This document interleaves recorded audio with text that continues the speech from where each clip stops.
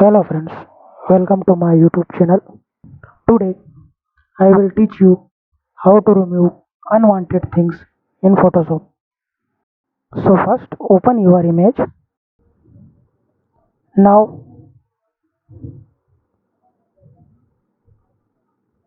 we choose the rectangular marquee tool.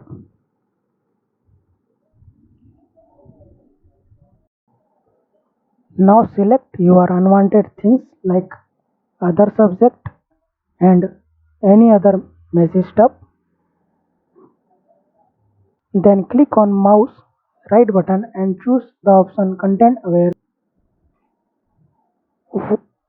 Wow, apply and OK. Wow, see the magic, your unwanted things are go out perfectly. This is very amazing tool in Photoshop 2021. Now select other messy steps if you don't want in your image. Select and do the same process. It's work perfectly.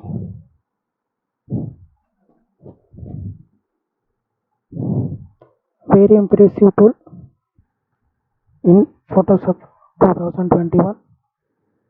So friends, if you learn something, please subscribe my channel